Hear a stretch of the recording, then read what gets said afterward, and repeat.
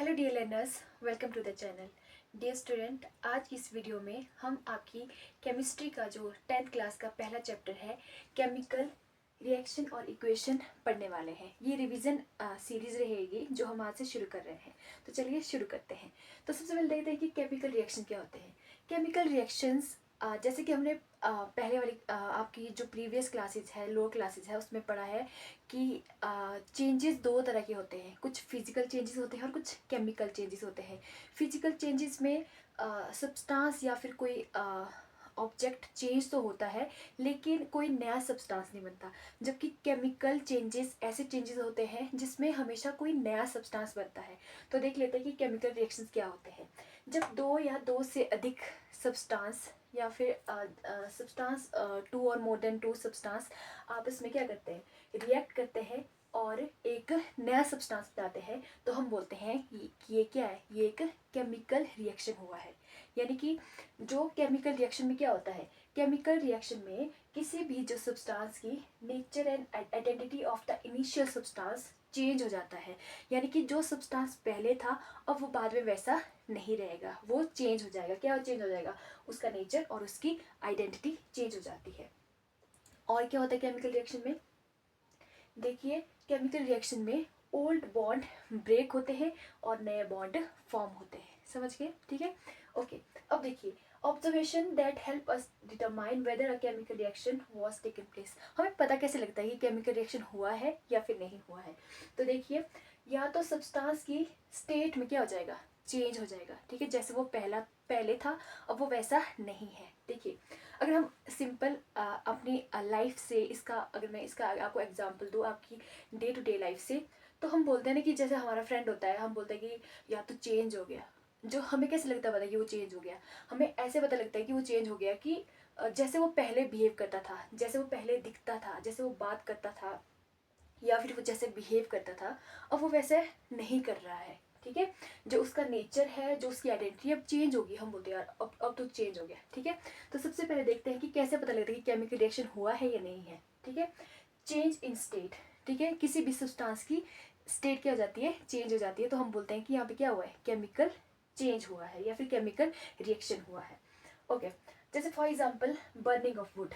ठीक है, जब भी कोई लकड़ी या फिर वुड बर्न होती है या फिर जलती है तो क्या बनता है? ठीक है, पहले वो कैसी होती है, सॉलिड होती है ना, लकड़ी सॉलिड होती है। तो फिर जैसे वो जलती है तो क्या निकलती है, कार्बन डाइऑक्साइड। कार्बन डाइऑक्साइड क्या है? कार्बन डाइऑक्साइड एक गैस है और स्मोक निकलती है और उसकी ऐश जो राख होती है वो बनती है। ठीक है, कोई नया सब्सटेंस बन रहा है ना। पहले एक लकड़ी थी, अब लकड़ी लकड़ी थोड़ी ना रही है। जब लकड़ी को जलाया, ठीक है, ऑक्सीजन की प्रेजेंस में ऑब्वियसली, ठीक है, क्या बना हमारे पास, कार्बन डाइऑक्साइड गैस निकली, स्मोक निकली और ऐश निकली, कोई नया सब्सटेंस बना। तो हम बोल सकते हैं कि ये क्या हुआ, ये एक केमिकल चेंज हुआ। दूसरा है हमारे पास चेंज इन कलर। अगर किसी सब्सटेंस के कलर में चेंज आ रहा है, जैसे मान लो कोई सब्सटेंस पहले किसी कलर का था, बाद में वो किसी और कलर का हो गया है। ठीक है, तो हम क्या बोलते हैं कि ये इसमें भी क्या हुआ है, एक केमिकल रिएक्शन हुआ है। जैसे फॉर एग्जाम्पल, जैसे हम सेब को काटते हैं, ठीक है, सेब काटा आपने और कुछ टाइम तक आपने नहीं खाया, तो आपने देखा कि जो सेब का, जो एप्पल का कलर है वो कैसा हो जाता है, ब्राउन हो जाता है, क्योंकि उसमें ऑक्सीडेशन हो जाती है। ठीक है, वो आगे देखेंगे हम लोग। जब किसी सब्सटेंस की स्टेट चेंज हो जाए, कलर चेंज हो जाए और इवोल्यूशन ऑफ गैस, जो इवोल्यूशन मतलब कोई नई गैस बन जाए। जैसे फॉर एग्जाम्पल आपका जिंक है, जैसे हमने आपकी बुक में भी एक एक्सपेरिमेंट दिया हुआ है कि जो जिंक ग्रेन्यूल को जब हम हाइड्रोक्लोरिक एसिड में मिलाते हैं तो बनता है जिंक क्लोराइड और हाइड्रोजन गैस वहाँ पे क्या होती है, इवॉल्व होती है। हाइड्रोजन गैस की जो जो इवोल्यूशन ऑफ हाइड्रोजन गैस हमें बताता है कि वहाँ पे क्या हुआ है, एक केमिकल क्या हुआ है, केमिकल रिएक्शन हुआ है वहाँ पे। समझ गया? ठीक है, जो चौथी जो ऑब्जर्वेशन है जिसको देख के हम बोल सकते हैं कि कोई केमिकल क्या हुआ है, चेंज हुआ है, वो है हमारे पास चेंज इन टेम्परेचर। जैसे for example burning of would. ठीक है, जैसे हम लकड़ी को जलाते हैं, जैसे लकड़ी को जलाया तो लकड़ी क्या हो जाती है, गर्म हो जाती है, उसके टेम्परेचर में क्या हो जाता है, चेंज हो जाता है, तो हम क्या बोलते हैं उसको, केमिकल रिएक्शन हुआ है। ठीक है, तो केमिकल रिएक्शन क्या होता है कि जो केमिकल रिएक्शन जब दो या दो से ज़्यादा आपके सब्सटेंस आपस में मिलते हैं, ठीक है, और एक नया सब्सटेंस बनाते हैं। ओके, तो उसको हम क्या बोलते हैं, केमिकल रिएक्शन। ओके, कैसे पता लगता है केमिकल रिएक्शन हुआ है? या तो किसी की सब्सटेंस की स्टेट में परिवर्तन आ जाएगा, ठीक है, स्टेट चेंज हो जाएगी, या तो उसका कलर चेंज हो जाएगा। जैसे अगर मैं इसका एग्जांपल दूँ आपको, सिंपल सा एग्जांपल, जैसे फॉर एग्जांपल आपका कोई फ्रेंड है या आपकी कोई फ्रेंड है, वो वेकेशन, जब आपको वेकेशन होती है तो वेकेशन के बाद आए तो उसका कलर फेयर हो गया, ठीक है। या वो कहीं सन के एक्सपोजर वाली जगह में घूमने गए होंगे वेकेशन में, जो आपकी छुट्टियाँ होती है उसमें, क्या पता उसका कलर थोड़ा डार्क हो गया, ठीक है, तो उसके कलर में चेंज हो गई तो बोलते हैं यार तेरी स्किन कलर तो चेंज हो गई, ठीक है। उस तरह से ये एक उदाहरण है, वैसे ऐसा कुछ नहीं है। ओके, चेंज इन कलर, अगर कलर में चेंज हो जाए, स्टेट में चेंज हो जाए, अगर कोई नई गैस बने या फिर टेम्परेचर में चेंज हो जाए तो हम क्या बोलते हैं कि कोई केमिकल रिएक्शन हुआ है। अब जानते हैं कि जो हमारे चैप्टर का जो दूसरा पार्ट है वो है आपका केमिकल इक्वेशन, कि केमिकल इक्वेशन क्या होती है। Chemical equation represent a chemical reaction. जो केमिकल रिएक्शन हो रहा है उसको जो रिप्रेजेंट करे उसको बोलते हैं हम लोग केमिकल इक्वेशन। जैसे फॉर एग्जांपल आपने अपनी क्लास 10th में एक एक्सपेरिमेंट किया होगा जिसमें आपने मैग्नीशियम रिबन को जलाया होगा, सबने एक्सपेरिमेंट किया है, ठीक है, सबको याद आ गया, ओके। अब देखते हैं कि जैसे आपका मैग्नीशियम रिबन को हमने ऑक्सीजन की प्रेजेंस में जलाया था तो हमारे पास क्या बना था, मैग्नीशियम ऑक्साइड बनी थी, ओके। अगर आपको बताना हो किसी को कि केमिकल इक्वेशन क्या होती है, अगर आपको पूछे कोई घर में, आपको घर वालों को बताना हो, एक्सप्लेन करना कि जैसे आप घर में बोलते हैं मम्मी पापा या वट एवर, दीदी भाई जो भी आपका, कि हमने आज एक एक्सपेरिमेंट किया, वो बोलेंगे क्या एक्सपेरिमेंट किया, आप बोलेंगे हमने मैग्नीशियम रिबन को ऑक्सीजन की प्रेजेंस में जलाया, ठीक है, और उसमें बहुत ज़्यादा चमचमाती वाइट लाइट निकली और उसका कुछ पाउडर बन गया मैग्नीशियम ऑक्साइड, ठीक है। ये बहुत लंबी स्टोरी होगी, अगर आपने इसी स्टोरी को छोटा करके लिखना है, ठीक है, तो आप क्या लिखेंगे, मैग्नीशियम प्लस ऑक्सीजन, जब मैग्नीशियम को ऑक्सीजन की प्रेजेंस में जलाया तो हमारे पास क्या बनी, मैग्नीशियम ऑक्साइड बनी, जो आपका पाउडर था, वाइट पाउडर था आपका, ओके। अब देखिए इसने इस मतलब इस जो छोटी सी जो लाइन ने, इस जो इक्वेशन ने आपका क्या रिप्रेजेंट किया, एक केमिकल रिएक्शन को। ऐसी जो आपकी इक्वेशन जो एक केमिकल रिएक्शन को रिप्रेजेंट करे उसको हम क्या बोलते हैं, केमिकल इक्वेशन बोलते हैं, ओके। जो ये आपके पास है magnesium plus oxygen magnesium oxide, ये है आपके पास वर्ड केमिकल इक्वेशन, जिसमें आपके वर्ड दिए, मैग्नीशियम लिखा हो पूरा, ठीक है, ऑक्सीजन लिखा हो पूरा और मैग्नीशियम ऑक्साइड लिखा पूरा।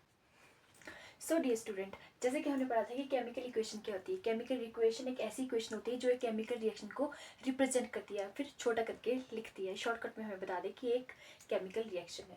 जैसे फॉर एग्जाम्पल मैंने आपको पहले भी बता दिया कि मैग्नीशियम और जब ऑक्सीजन की प्रेजेंस में जलता है तो क्या बनाता है, मैग्नीशियम ऑक्साइड बनाता है, ठीक है।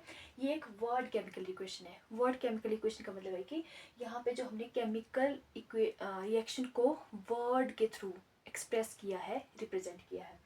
उसी तरह से कुछ एक हमारी तरह स्टूडेंट होते हैं जिनको आपके स्पेलिंग ही याद नहीं होती, जैसे मैग्नीशियम की स्पेलिंग याद नहीं है, एल्यूमिनियम की स्पेलिंग याद नहीं है, टिटेनियम की आपकी स्पेलिंग याद नहीं है, ठीक है। तो हमने सोचा कि हम कैसे इसको और छोटा कर सकते हैं, ठीक है, कैसे इसको और शॉर्ट कर सकते हैं।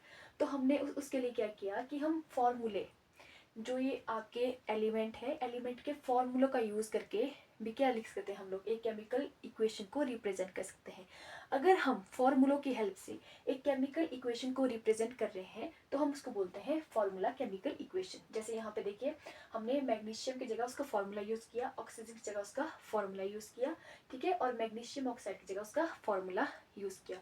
तो हमने इतनी बड़ी जो आपकी इक्वेशन है उसको इतने में क्या कर दिया, छोटा कर दिया, शॉर्ट कर दिया, एक तरह से हम बोल सकते हैं, ओके।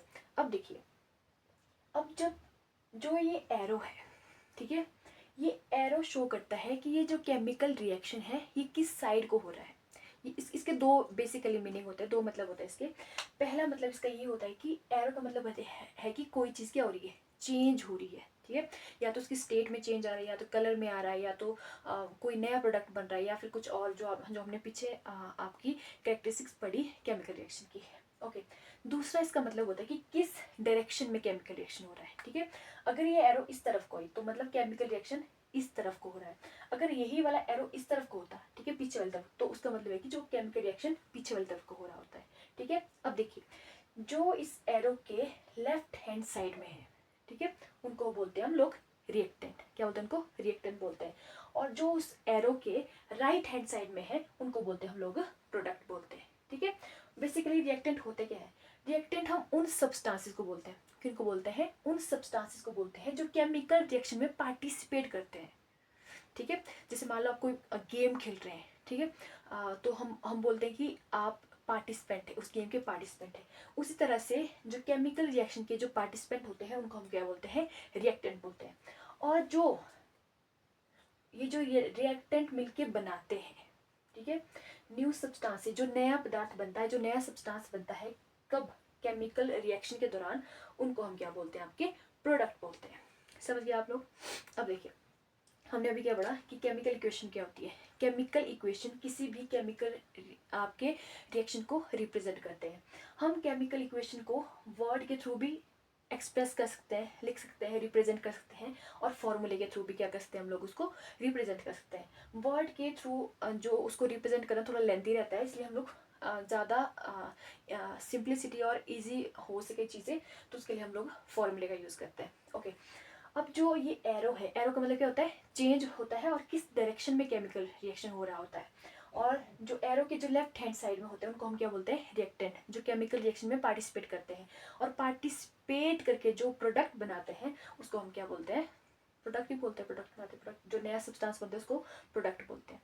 अब देखिए, अब आप ध्यान से देखिए, क्या आपको इस एरो के लेफ्ट हैंड साइड में जितने नंबर ऑफ एटम ने केमिकल रिएक्शन में पार्टिसिपेट किया था, क्या आपको उतने ही नजर आ रहे हैं जितने आपको राइट हैंड साइड में नजर आ रहे हैं। अगर हम काउंट करें तो देखिए, एरो के लेफ्ट हैंड साइड में एक मैग्नीशियम है और राइट हैंड साइड में भी एक मैग्नीशियम है।